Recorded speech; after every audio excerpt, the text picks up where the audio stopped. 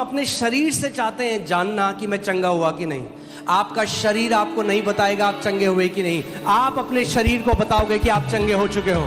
मैं आपको एक गवाही बताता हूँ।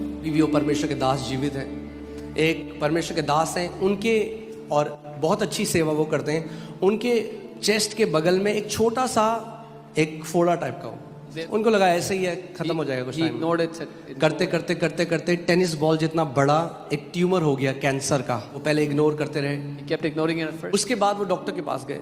डॉक्टर ने जब टेस्ट करा तो बोला ये बहुत ही रैपिडली फैलने वाला कैंसर तेरे शरीर में है और परसों तुझे सर्जरी करनी पड़ेगी अगर तू बचना चाहता है तो।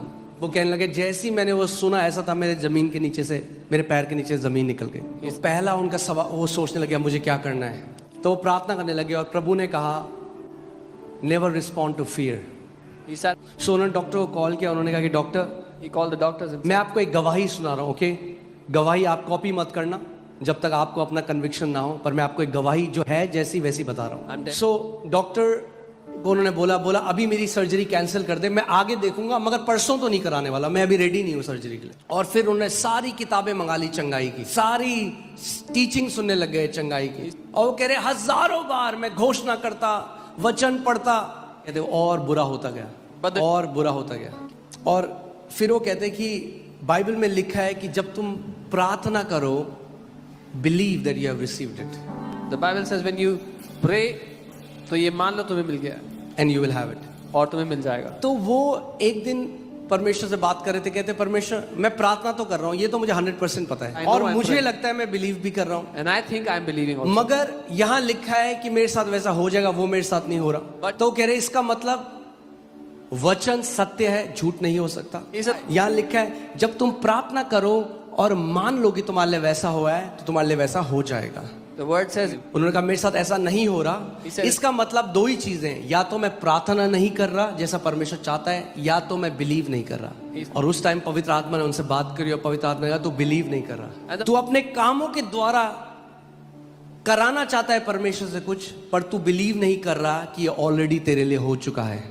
वो बता रहे थे मैंने सब कुछ कर लिया, सारी डाइट, फूल पत्ते खा लिए, सब कुछ, सारी किताबें ले ली, सारी eastern diet, Mediterranean diet, Jewish diet, सारे सब चीजें करके देख ली, कुछ काम नहीं किया। अब जानते हैं इतना थिन लाइन है, हमें पता भी नहीं चलेगा कब हमारा विश्वास वचन से हटकर अपनी डाइट पे चला जाता है। डाइट अच्छा है, अच्छा खाना खाओ, मैं आपको हमेशा कहता हूँ, मगर चंगाई खुदा की ओर से आती है। और फिर उस दिन जब प्रकाशन उनके अंदर आया, वो कहने लगे कि उस दिन मैं समझ गया, मैं विश्वास में मान नहीं रहा था इस बात को। सो उन्होंने क्या किया, उन्होंने कहा अब मेरा पूरा ध्यान किस पे था कि मुझे बिलीव करना है जो ऑलरेडी मेरे लिए हो चुका है। मुझे प्रगटीकरण के ऊपर ध्यान नहीं देना, मुझे ध्यान देना है कि मेरे लिए वो पहले से हो चुका है, प्रगटीकरण अपने आप हो जाएगा। तो वचन पे मनन करने लगे और उनके अंदर ये हुआ है। उन्होंने कहा मैं चंगा हो चुका हूँ। कह रहे ट्यूमर उतना ही बड़ा है, tumor was the same size. पस निकल रहा है, उनकी शर्ट गीली हो जाती रही पस से। अपनी वाइफ के पास गए, He went to his wife, बोला मैं चंगा हो गया। देख ही नहीं कह रही, she's looking at it. She said, no, कहाँ हुए चंगे?